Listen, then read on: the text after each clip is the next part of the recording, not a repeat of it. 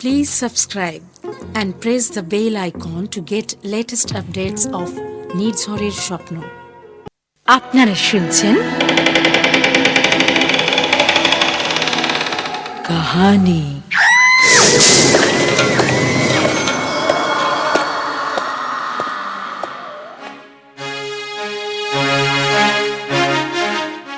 নির্ঝরের স্বপ্ন প্রযোজিত গল্প পাঠের আসরে আমাদের আজকের নিবেদন বিভূতিভূষণ বন্দ্যোপাধ্যায়ের কাহিনী অবলম্বনে রঙ্কিনী দেবীর খর্গ।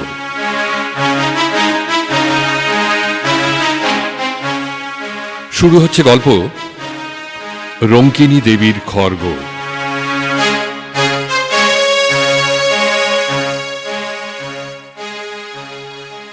জীবনে অনেক জিনিস ঘটে যাহার কোনো যুক্তিসঙ্গত কারণ খুঁজিয়া পাওয়া যায় না।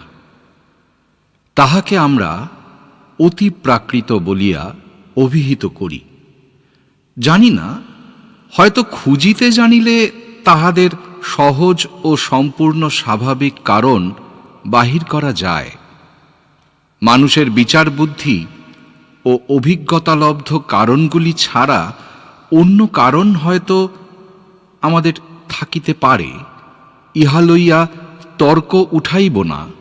শুধু এইটুকু বলিব, সেরূপ কারণ যদিও থাকে, আমাদের মতো সাধারণ মানুষের দ্বারা তাহা আবিষ্কার হওয়া সম্ভব নয় বলিয়াই তাহাদিগকে অতি প্রাকৃত বলা হয়। আমার জীবনে একবার এইরূপ ঘটনা ঘটেছিল, যাহার যুক্তিযুক্ত কারণ তখন বা আজ কোনোদিনই খুঁজিয়া পাই নাই। পাঠকদের কাছে তাই সেটি বর্ণনা করিয়াই আমি খালাস। তাহারা যদি সে রহস্যের কোনো স্বাভাবিক সমাধান নির্দেশ করিতে পারেন, যথেষ্ট আনন্দ লাভ করিব। ঘটনাটি এইবার বলি। কয়েক বছর আগের কথা। মানভূম জেলার চেরো নামক গ্রামের মাইনর স্কুলে তখন মাস্টারি করি। প্রসঙ্গক্রমে বলিয়া রাখি, চেরো গ্রামের প্রাকৃতিক দৃশ্য এমনতর যে এখানে কিছুদিন বসবাস করিলে বাংলাদেশের একঘেয়ে সমতল ভূমির কোনো পল্লী আর চোখে ভালো লাগে না। একটি অনুচ্চ পাহাড়ের ঢালু সানুদেশ জুড়িয়া লম্বালম্বিভাবে সারা গ্রামের বাড়িগুলি অবস্থিত।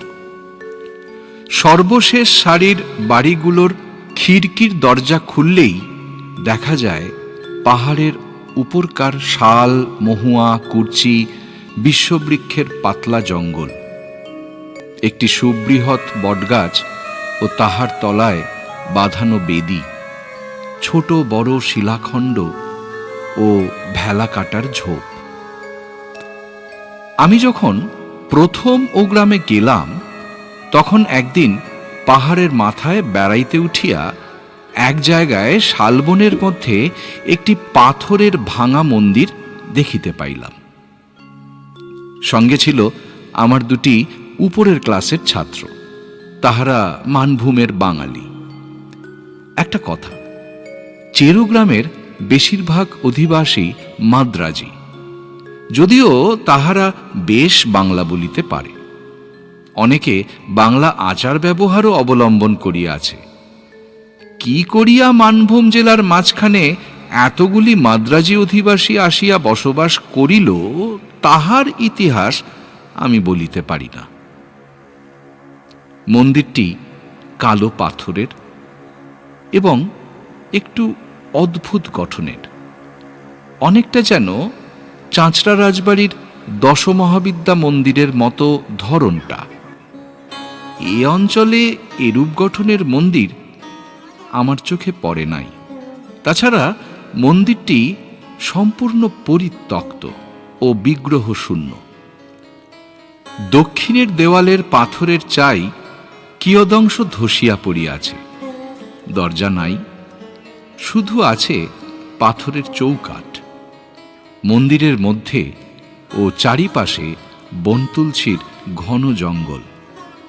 সান্ধ্য আকাশের পটভূমিতে সেই পাথরের বিগ্রহহীন ভাঙা মন্দির আমার মনে কেমন এক অনুভূতির সঞ্চার করিল।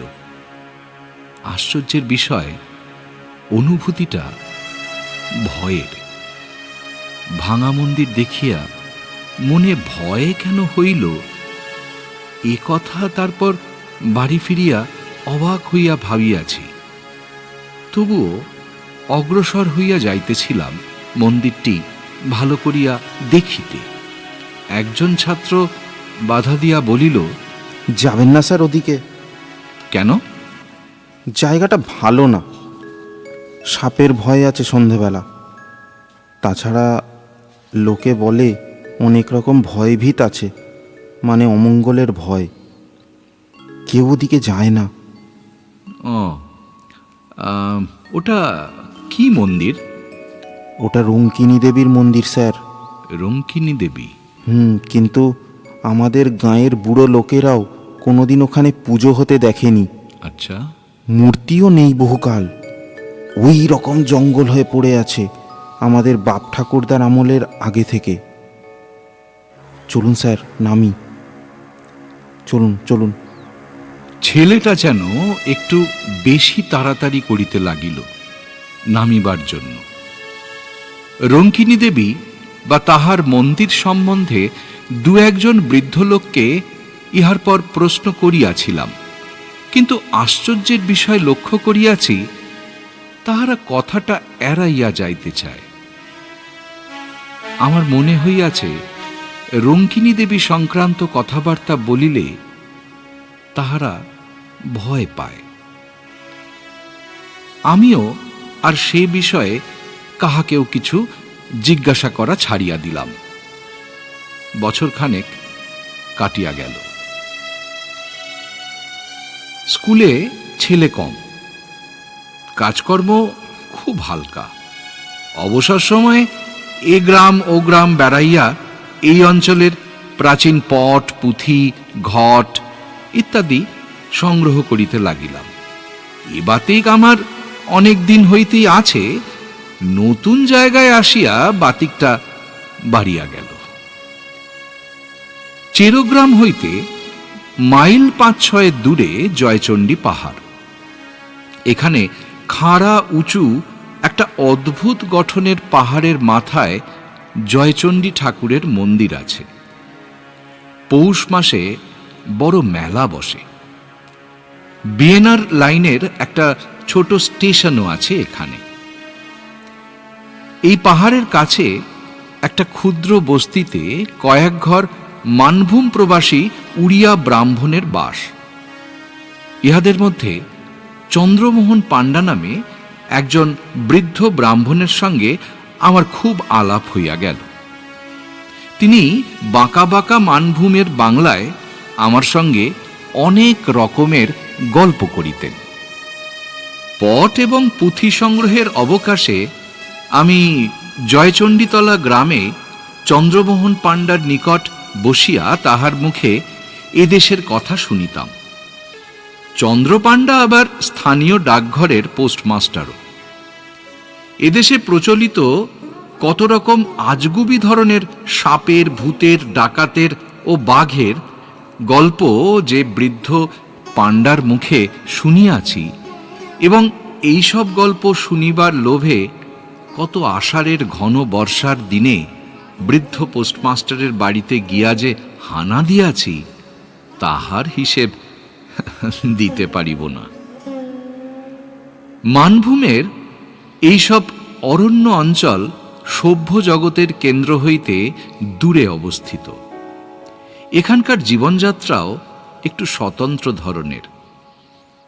যতই অদ্ভুত ধরনের গল্প হোক, জয়চণ্ডী পাহাড়ের ছায়ায় শালবন বেষ্টিত ক্ষুদ্র গ্রামে বসিয়া বৃদ্ধ চন্দ্রপাণ্ডার বাঁকা বাঁকা মানভূমের বাংলায় সেগুলো শুনিবা মাত্র মনে হইত, এদেশে এরূপ ঘটিবে ইহার বিচিত্র কি? কলিকাতার বালিগঞ্জের কথা তো ইহা নয়। কথায় কথায় চন্দ্রপাণ্ডা একদিন বলিল, চেরো পাহাড়ের রঙ্কিনী দেবীর মন্দির দেখেছেন? আমি একটু আশ্চর্য হইয়া বৃদ্ধের মুখের দিকে চাহিলাম। রঙ্কিনী দেবী সম্বন্ধে এ পর্যন্ত আর কোনো কথা কাহারও মুখে শুনি নাই। সেদিন সন্ধ্যায় আমার ছাত্রটির নিকট যাহা সামান্য কিছু শুনিয়াছিলাম তাহা ছাড়া। বলিলাম, মন্দির দেখেছি, কিন্তু রঙ্কিনী দেবীর কথা জানবার জন্য যাকেই জিজ্ঞাসা করেছি সেই চুপ করে গিয়েছে, কিংবা অন্য কথা পেরেছে। আরে রঙ্কিনী দেবীর নামে সবাই ভয় পায়। কেন বলুন তো? মানভূম জেলার আগে অসভ্য বুনো জাত বাস করত, তাদেরই দেবতা উনি। ইদানিং হিন্দুরা এসে যখন বাস করলে উনি হিন্দুদেরও ঠাকুর হয়ে গেলেন। তখন তাদের মধ্যে কেউ হয়তো মন্দির করে দিলে, কিন্তু রঙ্কিনী দেবী কিন্তু ওই হিন্দুদের দেবীর মতো নয়, অসভ্য বুনো জাতির ঠাকুর। আগে ওই মন্দিরে কিন্তু নরবলি হতো। 60 বছর আগেও রঙ্কিনী দেবীর মন্দিরে নরবলি হয়েছে। আচ্ছা বাবা। অনেকে বিশ্বাস করে রঙ্কিনী দেবী অসন্তুষ্ট হলে রক্ষা নেই, অপমৃত্যু আর অমঙ্গল আসবে। তাহলে এরকম অনেকবার হয়েছে নাকি? একটা প্রবাদ আছে জানেন এই অঞ্চলে, দেশে মরক হবার আগে রঙ্কিনী দেবীর হাতের খাড়া রক্ত মাখা হয়ে যেত। আমি যখন প্রথম এ দেশে আসি, সে আজ 40 বছর আগেকার কথা, তখন প্রাচীন লোকেদের মুখে এই কথা শুনেছিলাম। রঙ্কিনী দেবীর বিগ্রহ দেখেছিলেন মন্দিরে কখনো? না না না, আমি এসে পর্যন্ত ওই ভাঙা মন্দিরই দেখেছি। আচ্ছা। এখান থেকে কারা ওই বিগ্রহটি নিয়ে যায় অন্য কোনো দেশে। রঙ্কিনী দেবীর এসব কথা আমি শুনতাম ওই মন্দিরের সেবায়েত বংশের এক বৃদ্ধের মুখে। তার বাড়ি ছিল এই চেরো গ্রামেই। আমি প্রথম যখন এদেশে আসি তখন তার বাড়ি অনেকবার গিয়েছি। দেবীর খাড়া রক্তমাখার হওয়ার কথাও তার মুখেই শুনি। এখন তাদের বংশে আর কেউ নেই। তারপর চেরো গ্রামে আর বহুদিন যাইনি। বয়স হয়েছে, বড় বেশি কোথাও বেরোয়নি। বিগ্রহের মূর্তি কিসের মূর্তি? শুনেছিলাম কালী মূর্তি। আগে নাকি হাতে সত্যিকার নরমুন্ডু থাকতো। ওই সত্যিকারের? হ্যাঁ হ্যাঁ, ওই অসভ্যদের আমলে। কত নরবলি হয়েছে তার লেখাজোখা নেই। এখন মন্দিরের পেছনে জঙ্গলের মধ্যে একটা ঢিবি আছে, সেখানে খুললে নরমুন্ডু পাওয়া যায়। সাধে এদেশের লোক ভয় পায় শুনিয়া সন্ধ্যার পর জয়চণ্ডীতলা হইতে ফিরিবার পথে আমারই কেমন যেন গা ছমছম করিতে লাগিল। আরো বছর 2 সুখে দুঃখে কাটিল। জায়গাটা আমার এত ভালো লাগিয়াছিল যে হয়তো সেখানে আরো কয়েক বছর থাকিয়া যাইতাম। কিন্তু স্কুল লইয়াই বাঙালিদের সঙ্গে মাদ্রাজিদের বিবাদ বাঁধিল। মাদ্রাজিরা স্কুলের জন্য বেশি টাকা করি দিত। তাহাদের দাবি কমিটিতে তাহাদের লোক বেশি থাকিবে। ইংরেজির মাস্টার একজন মাদ্রাজিকে রাখিতেই হইবে। এরকম আরো অনেক কিছু। আমি ইংরেজি পড়াইতাম। মাঝ হইতে আমার চাকুরি রাখা দায় হইয়া উঠিল। এই সময় আমাদের দেশে একটা হাই স্কুল হইয়াছিল। পূর্বে একবার তাহারা আমাকে লইয়া যাইতে চাহিয়াছিল, ম্যালেরিয়ার ভয়ে যাইতে চাহি নাই। এখন বেগতিক বুঝিয়া দেশে চিঠি লিখিলাম, কিন্তু শেষ পর্যন্ত এসব কারণে চেরো গ্রামের মাস্টারই আমায় ছাড়িতে হয় নাই। কিসের জন্য ছাড়িয়া দিলাম পরে সে কথা বলিব। এমন সময় একদিন চন্দ্রপাণ্ডা চেরো গ্রামে কি এক কার্য উপলক্ষে আসিলেন। আমি তাহাকে অনুরোধ করিলাম আমার বাসায় একটু চা খাইতে হইবেই। তাহার গরুর গাড়ি সমেত তাহাকে গ্রেপ্তার করিয়া বাসা বাড়িতে আনিলাম। বৃদ্ধ ইতিপূর্বে কখনো আমার বাসায় আসেন নাই। বাড়ি ঢুকিয়াই চারিদিকে চাহিয়া বিস্ময়ের সুরে বলিলেন, এই বাড়িতে থাকেন আপনি?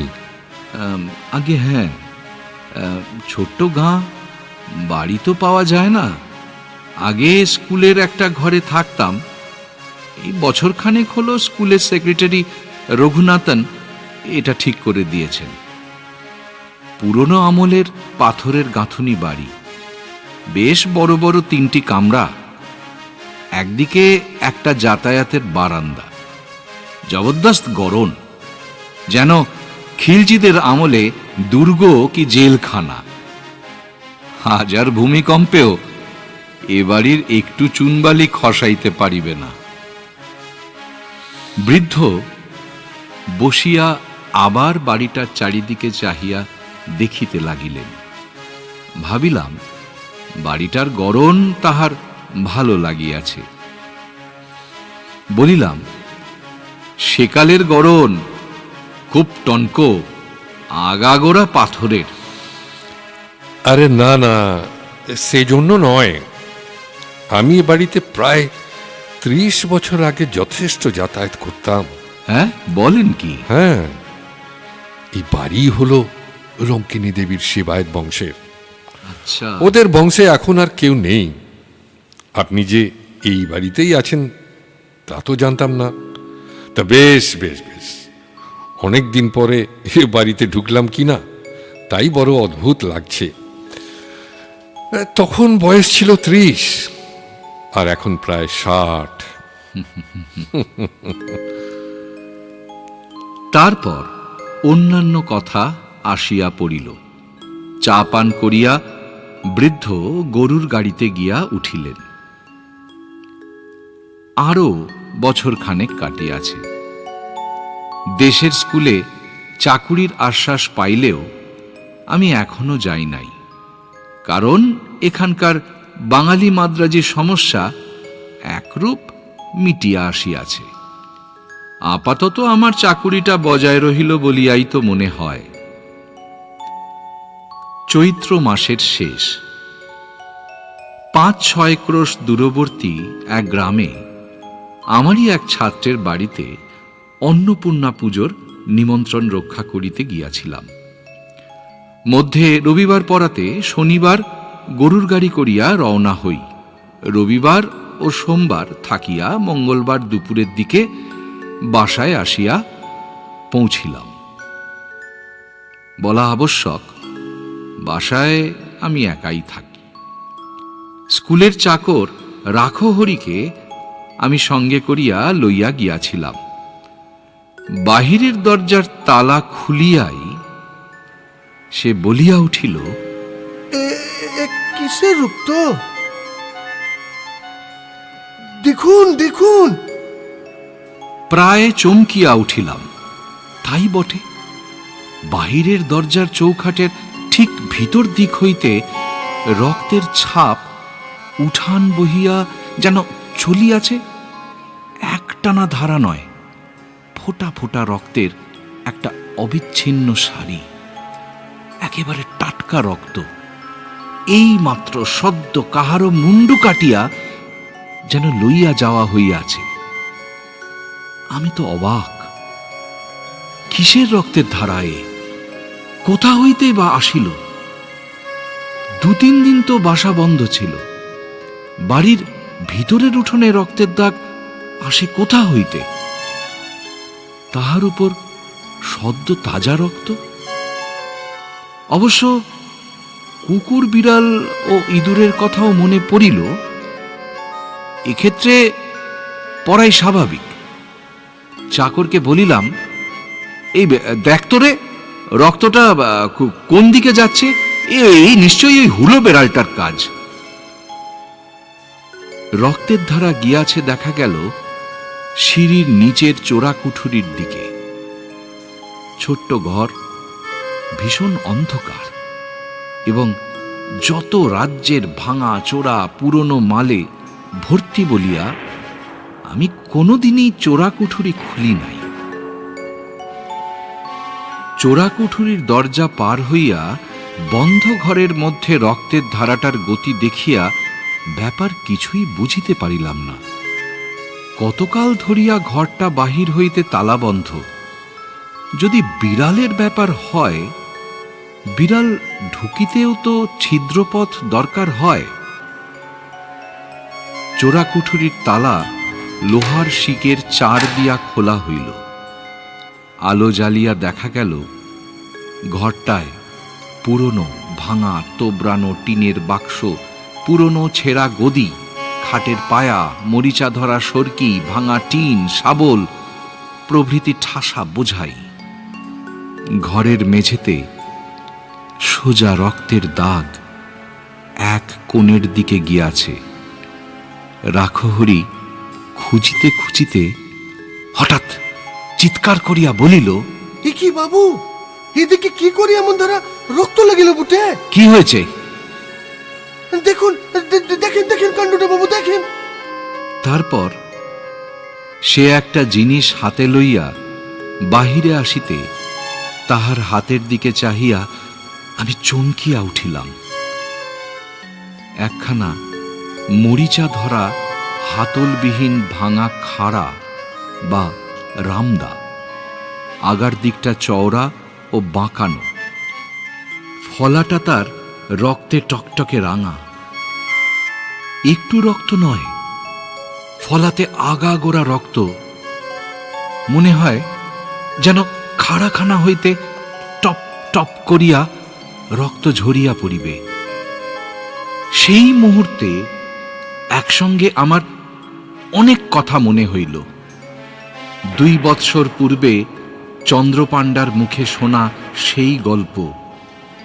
রঙ্কিনী দেবীর সেবায়িত বংশের ভদ্রাসন বাড়ি এটা।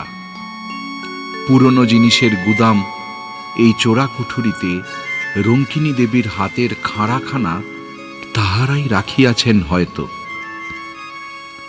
মরকের আগে বিগ্রহের খাড়া রক্তমাখা হওয়ার প্রবাদ।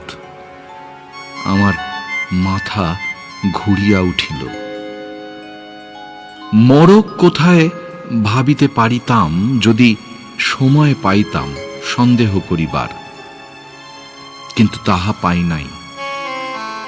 পরদিন সন্ধ্যার সময় চেরোগ্রামে প্রথম কলেরা রোগের খবর পাওয়া গেল। 3 দিনের মধ্যে রোগ ছড়াইয়া মরক দেখা দিল।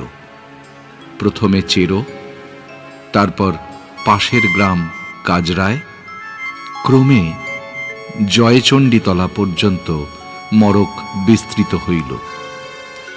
লোক মরিয়া ধুলোধাবার হইতে লাগিল। চেরোগ্রামের মাদ্রাজি বংশ প্রায় কাবার হইবার জোগাড় হইল।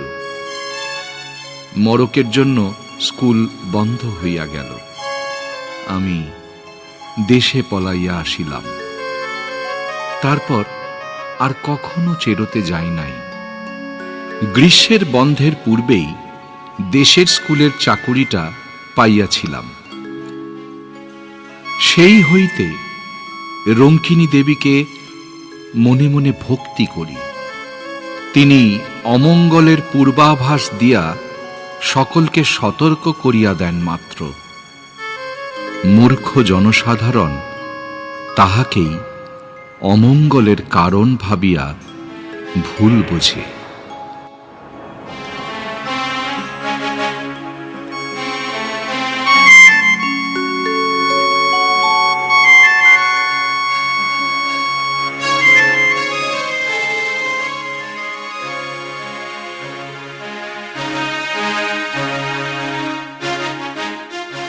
শুনছিলেন গল্প বিভূতিভূষণ বন্দ্যোপাধ্যায়ের কাহিনী অবলম্বনে রঙ্কিনী দেবীর খর্গ। এই গল্পের বিভিন্ন চরিত্রে যারা কণ্ঠদান করেছেন তারা হলেন সূত্রধর সৌভিক, ছাত্র অরূপ, চন্দ্রমোহন সঞ্জয় এবং রাখহরির চরিত্রে সুদীপ্ত। মিউজিক এবং স্পেশাল এফেক্টস নিলয় ঘোষ।